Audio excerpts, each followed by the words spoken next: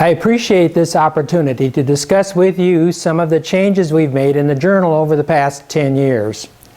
When I first became editor, we never received enough case reports to make it worthwhile publishing one or two in every issue. So my first task was to appoint Vince Kokich as the editor for case reports. He surprised me by making the requirements for a case report very steep. In other words, every case report had to have a list of alternatives, and the author had to describe why they chose one alternative over another based on the best available evidence. This worked really well over time. Our readers learned what the requirements were. They started submitting more and more case reports. Now, after 10 years of doing this, we accept 25% of those case reports submitted, and we still have more than we can publish in over the next 2 years. When I became editor, another change I saw the need for was coming up with a different way of charging for color. Up until the year 2001, it had been the practice to make the authors pay an additional $800 to $1,000 for color photographs. So with the abolishment of that charge, then they've been able to publish their articles with as much color as possible, and that was covered 100%.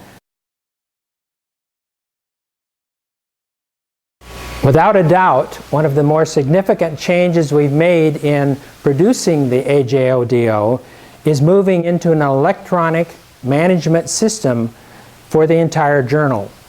In this way, our authors can submit all their manuscripts electronically. They are edited and reviewed the same way. This also resulted in digitizing all past or prior journals back to the year 1915, when Volume 1 appeared. During the past 10 years, the basic cost of our journal has actually increased by only $3, from $30 to $33 a year for most of our members. So you can see when that's coming out of dues, it's barely noticeable.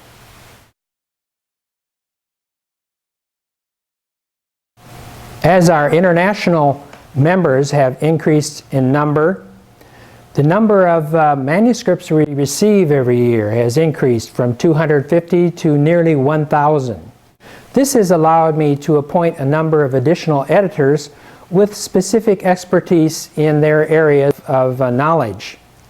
They have the ability to appoint their own reviewers, check the revisions as they come back, and decide which articles to accept or reject.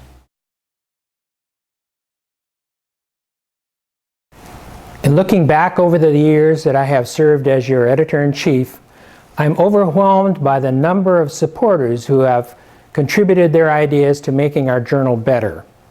Many of these people are younger than you might think, and the successful publication of an article early in their career leads to greater success as they mature. Many of these same professionals become very good reviewers. This experience often leads to a lifetime of dedication and to improving professional care.